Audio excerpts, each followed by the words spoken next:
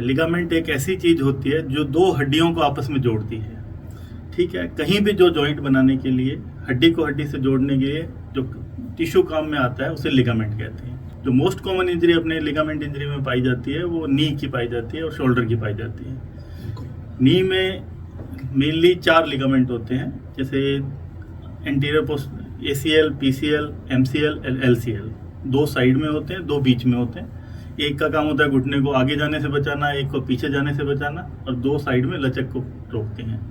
ये mainly stability provide करते हैं, जॉइंट को आपको स्टेबिलिटी प्रोवाइड करते हैं। अपने को प्रॉपर वार्म अप होना जरूरी है, अपने को प्रॉपर रूटीनली एक्सरसाइज करनी है होती है।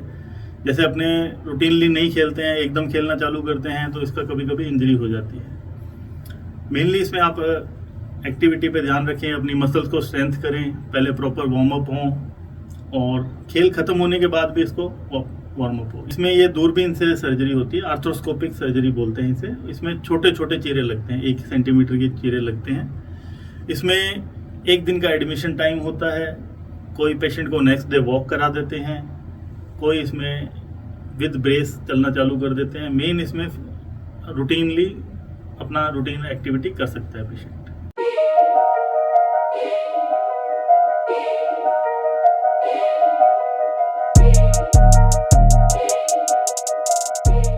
नमस्कार दोस्तों, एक बार फिर मैं आपके साथ हाजिर हूं डॉक्टर डायरीज के एक बिल्कुल नए एपिसोड में। और इस बार हम बात करेंगे एक बेहतरीन ऑर्थोपेडिशियन सर्जन, जी हाँ, घुटने हड्डी अस्थि रोग विशेषज्ञ डॉक्टर अमिताभ सुथार से मेरे दर्शकों और पूरे डॉक्टर डायरीज परिवार की तरफ से आज हम स्टूडियो में स्वागत कर रहे हैं डॉक्टर अमिताभ सुथार का। नमस्कार सर, धन्यवाद। हमारे स्टूडियो में हार्दिक स्वागत है। डॉक्टर साहब किसी परिचय के मोहताज नहीं है, बिल्कुल भी। हमारे शहर बीकानेर में तो आप बिल्कुल भी परिचय के मोहताज नहीं है। और थोड़ा सा अगर इनका बैकग्राउंड बताऊं तो दुर्लभ जी जयपुर और फोर्टिस मोहाली जैसे बड़ी अस्पतालों में सेवाएं देने के बाद इन्होंने करीब 7-8 साल पहले बीकानेर का रुख किया और अब इनकी तपोस्थली, इनकी कर्मभूमि बीकानेर है, जहां ये नी रिप्लेसमेंट के क्षेत्र में, लिगामेंट सर्जरी के क्षेत्र में, और जो भी आज से 7-8 साल पहले बीकानेर में हड्डी रोग के बाबत मुश्किल सर्जरीज मानी जाती थी, उन्हें इस शहर में मुकम्मल और सुलभ बनाने का इनका जो मिशन था, ये इन्होंने 7 साल पहले शुरू किया और आज इस मामले में ये एक कामयाब ऑर्थोपेडिक सर्जन है। आज हम इनसे लिगामेंट इंजरी के बारे में चर्चा करेंगे। डॉक्टर साहब, सबसे पहले, क्योंकि मैं समय ज़्यादा आपका अब नहीं करूँगा, अब बिजी रहते हैं और मुश्किल समय हमारे लिए निकाल कर लाए हैं, तो लिगामेंट सर्जरी पर जहां मैं बात शुरू करूंगा आपसे, सबसे पहले जानना चाहूँगा कि आखिर ये लिगामेंट सर्जरी क्या है, मतलब लिगामेंट इंजरी क्या है। सर्जरी तो उसके बाद का पार्ट है, लिगामेंट इंजरी क्या है और कितने तरह के लिगामेंट्स पाए जाते हैं। सबसे पहले तो मैं आपका धन्यवाद करना चाहता हूँ शशांक जी, जो आपने मुझे यहाँ आमंत्रित किया। सबसे पहले आप समझिए लिगामेंट क्या होता है। लिगामेंट एक ऐसी चीज होती है जो दो हड्डियों को आपस में जोड़ती है। ठीक है, कहीं भी जो जॉइंट बनाने के लिए हड्डी को हड्डी से जोड़ने के लिए जो टिश्यू काम में आता है उसे लिगामेंट कहते हैं। लिगामेंट इंजरी स्पोर्ट्स इंजरी के कारण ज़्यादा होती है, हाई वेलोसिटी ट्रॉमा के कारण हो जाती है, माउंटेनिंग ट्रैकिंग, पाँव फिसलने से हो गया, अनइवन लोड आने से ये लिगामेंट इंजरी हो जाती है। और कितने तरह के लिगामेंट्स पाए जाते हैं। हाँ, देखो, लिगामेंट शरीर में बहुत तरह के होते हैं। जैसे अपने बात करें मेनली कंधे के लिगामेंट, घुटने के लिगामेंट, एंकल के लिगामेंट, रिस्ट के लिगामेंट। जो मोस्ट कॉमन इंजरी अपने लिगामेंट इंजरी में पाई जाती है वो नी की पाई जाती है और शोल्डर की पाई जाती है। नी में मेनली 4 लिगामेंट होते हैं, जैसे anterior post ACL, PCL, MCL, LCL। 2 side में होते हैं, 2 बीच में होते हैं। एक का काम होता है घुटने को आगे जाने से बचाना, एक को पीछे जाने से बचाना, और 2 साइड में लचक को रोकते हैं।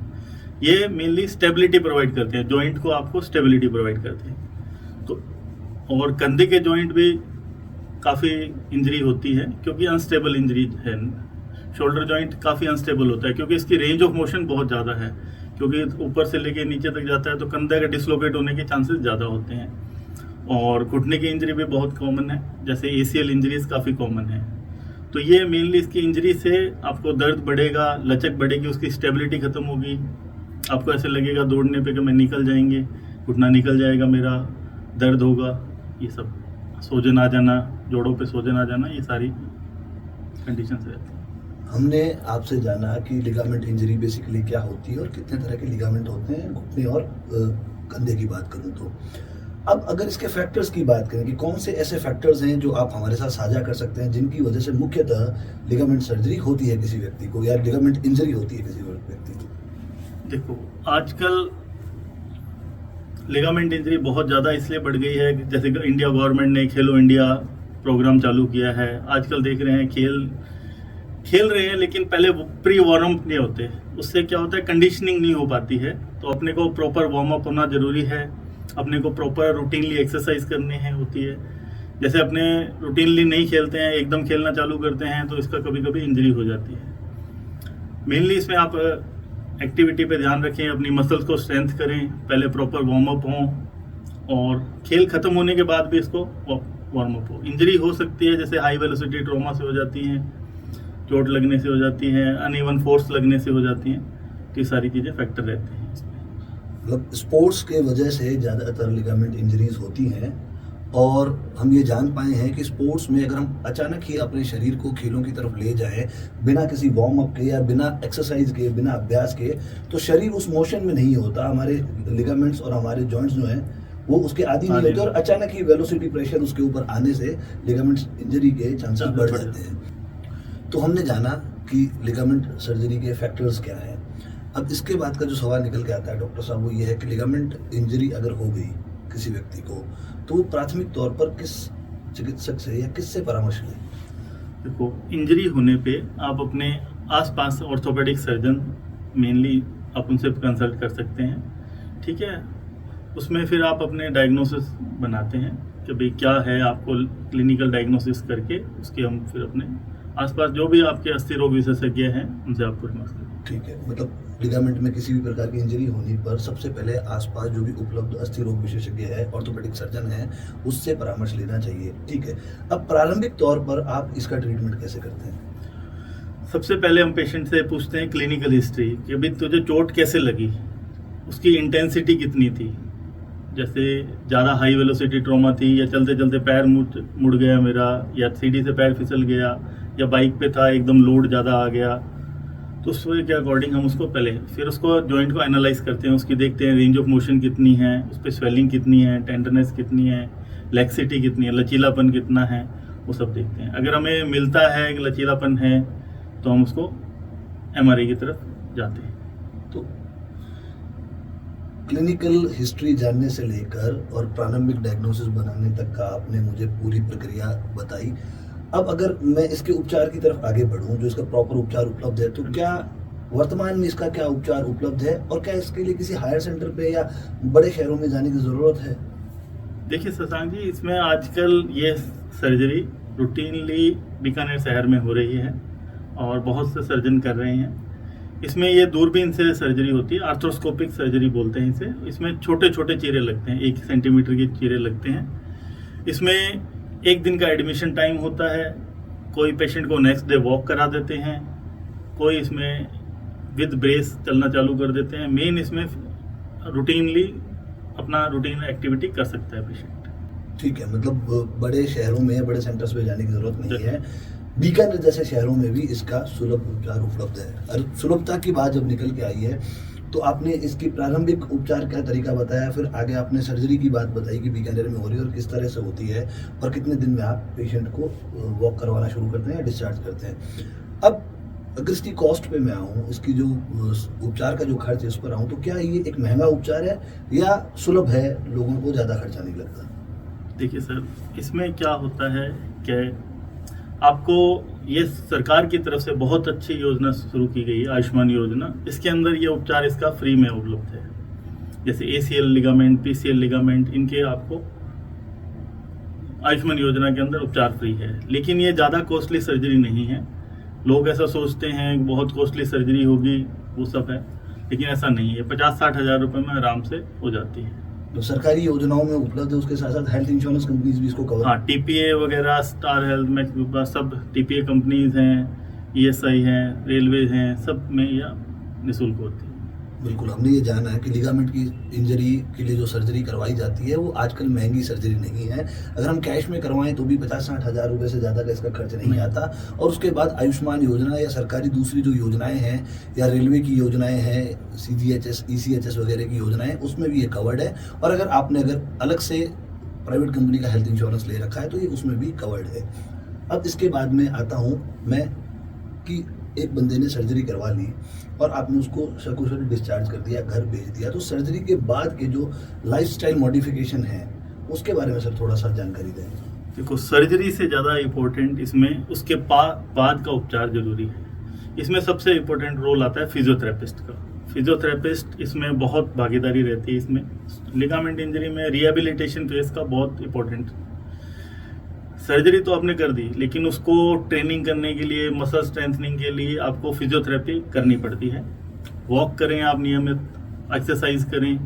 हम जनरली पेन के अकॉर्डिंगली 1-2 हफ्ते में नी ब्रेस हटा देते हैं, सपोर्ट हटा देते हैं। विदाउट सपोर्ट, जैसे 2 व्हीलर्स हैं तो 4 वीक पे चालू कर सकते हैं, 4 व्हीलर 2 वीक्स पे आप चला सकते हो, 15 डेज पे आप चला सकते हो।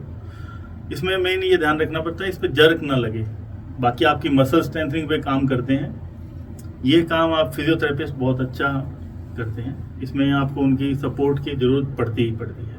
हम एवरी मंथ उनको चेक करते हैं, आपकी वेस्टिंग में क्या इम्प्रूवमेंट हुआ है, रेंज ऑफ मोशन में क्या इम्प्रूवमेंट है, स्ट्रेंथ कितनी मसल स्ट्रेंथ आई है, कितना लेक्सिटी है, वो सारा चीज़ हम चेक करते हैं। ठीक है, तो ये इस तरह के लाइफस्टाइल मॉडिफिकेशन है। डाइट में कोई चेंजेस? डाइट में ऐसा जनरली कुछ नहीं, अपनी हेल्थी डाइट, रूटीन डाइट लीजिए, ठीक है। मिल्क प्रोडक्ट्स इनका ज़्यादा यूज़ कीजिए, ऑयल वगैरह है। अपना वेट लॉस करने के, जितना वेट कम होगा उतना जॉइंट्स पे आपको कम असर पड़ेगा, ठीक है। मेनली इसमें मसल स्ट्रेंथनिंग का ही रहता है। मसल स्ट्रेंथनिंग और रेंज ऑफ मोशन एक्सरसाइजेस बहुत ज़रूरी है इसमें।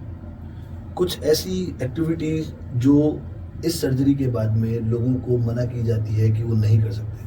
देखो, ऐसी कोई भी एक्टिविटी नहीं है जो इसके बाद नहीं कर सकते आदमी। लोग फुटबॉल खेलते हैं, प्लेयर्स हैं, दोबारा कबड्डी हैं, जैसे वो खेलने लग जाते हैं। ऐसी कोई भी एक्टिविटी नहीं है। कुछ टाइम के लिए हम मना करते हैं ताकि वो स्ट्रेंथ हो जाए, क्योंकि लिगामेंट हम डालते हैं, नया बनाते हैं, मरीज का ही लिगामेंट लेके हम उसको नया बनाते हैं, तो उसको टाइम देते हैं उसको फिक्स होने के लिए, ऊपर नीचे फिक्स होने के लिए। हड्डी पकड़ बना ले, एक बार उसने पकड़ बना ली तो ये नेचुरल जॉइंट की तरह ही काम करता है।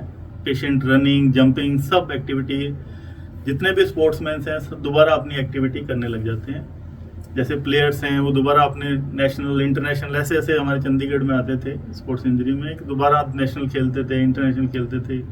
ऑस्ट्रेलिया से प्लेयर आते थे, सब दोबारा अपना एक्टिविटी कर सकते हैं। ऐसी कोई भी एक्टिविटी नहीं है जो पेशेंट लिगामेंट इंजरी के बाद नहीं कर सकता। सर, अगर कोई एक ऐसा ही रोचक सर्जरी जिसके बाद के सुखद परिणाम आप हमसे चर्चा कर सकें, आपके करियर में कोई ऐसी सर्जरी, कोई ऐसा पेशेंट हो जिसके बारे में आप बता सकें, ताकि हमारे दर्शक भी मोटिवेट हों। नहीं, ये जनरली क्या होता है, यंग एज में होता है। ACL इंजरी हम 50 के बाद करनी थी। इसका एक ही काम होता है कि जॉइंट खराब ना हो। आपको लचक लगेगी, जॉइंट टूट गया, वैसे आप चल पाओगे, रूटीन में चल पाओगे, लेकिन आप जैसे दौड़ना चाहोगे तो नहीं चलेगा, आपको लगेगा घुटना बाहर निकल जाएगा, ठीक है। आप सीढ़ियाँ चढ़ोगे तो कोई दिक्कत नहीं, उतरने में आपको लगेगा घुटना बाहर निकल जाएगा। तो वो डिपेंड करता है आपका ACL टूटा है, PCL टूटा है, उस पर है। ठीक है, तो जहां हमने आपसे ढेर सारी बातें करी लिगामेंट इंजरी के बारे में, एक आखिरी संदेश हमारे दर्शकों के लिए आप इस इंजरी के बारे में क्या देना चाहेंगे? देखो, ये दूरबीन से जो ये नई पद्धति स्टार्ट हुई है, इसमें बिना चीरा फाड़ा के होता है और इसमें डे इंजरी बहुत कम है और रिहेबिलिटेशन बहुत अच्छा है। खर्च भी कम पड़ता है, ऐसा कुछ ज़्यादा खर्च नहीं आता है और कॉस्मेटिक अच्छी है, बिना चीरे फाड़े के निशान पता ही नहीं चलता। और एक्टिविटी में अपना दोबारा नेक्स्ट डे से ही अपनी रूटीन एक्टिविटी, ऑफिस वगैरह जाना चालू कर सकते हैं 2-4 दिनों में। ठीक है, तो दोस्तों आज के डॉक्टर डायरीज के इस एपिसोड में जहां हमने लिगामेंट इंजरी, जिसको बेसिकली आम जीवन में स्पोर्ट्स इंजरी के नाम से भी लोग जानते हैं, इस पर हमने डॉक्टर अमिताभ सुधार से एक सार्थक चर्चा की और जहां हमने जाना कि लिगामेंट इंजरी होती क्या है, कौन कौन से लिगामेंट होते हैं, इंजरी उपचार का प्रारंभिक तरीका क्या है, सर्जरी के द्वारा उपचार क्या है, उसके बाद के लाइफस्टाइल मॉडिफिकेशन क्या है, सर्जरी सस्ती है या महंगी। तो हमने जाना कि सर्जरी ज़्यादा महंगी नहीं है और सब तरह की योजनाओं में कवर्ड भी है। तो ढेर सारी बातों के एक उम्दा जवाब जो हमारे दर्शकों के काम आ सके वो हमें मिले डॉक्टर अमिताभ से। और आशा करते हैं कि ऑर्थोपेडिक सर्जरी से रिलेटेड अगर दूसरे सवाल भी हमारे पास होंगे तो डॉक्टर साहब को हम ज़रूर हमारे स्टूडियो में वापस बुलाएंगे और डॉक्टर साहब ज़रूर आएंगे। जरूर। तो दोस्तों, धन्यवाद ज्ञापित करते हैं हम डॉक्टर अमिताभ सुथार का कि वो आज एक सार्थक चर्चा में हमारे साथ बने रहे। और अगर आपको हमारे सारे एपिसोड पसंद आ रहे हैं तो सबसे पहले आप हमारे चैनल को सब्सक्राइब अवश्य करें। इसके बाद में बेल आइकन को ज़रूर दबाएं ताकि इस तरह की जो स्वास्थ्य से जुड़ी हुई सार्थक चर्चाएं हैं वो आप तक बहुत जल्दी शीघ्रता से प्रारंभिक तौर पर ही पहुंच जाए और आप स्वास्थ्य से जुड़ी रोचक बातें, जानकारीपूर्ण बातें हमेशा हमसे कर सकें। दोस्तों, अगर आपको हमारे वीडियोस पसंद आ रहे हैं तो इन्हें अपने परिवारजनों, दोस्तों और रिश्तेदारों के साथ भी ज़रूर शेयर करें। अगले किसी स्वास्थ्य चर्चा में हम किसी विशेषज्ञ के साथ फिर से आपके सामने हाजिर होंगे। तब तक मैं शशांक शेखर जोशी लेता हूँ आपसे अलविदा। धन्यवाद।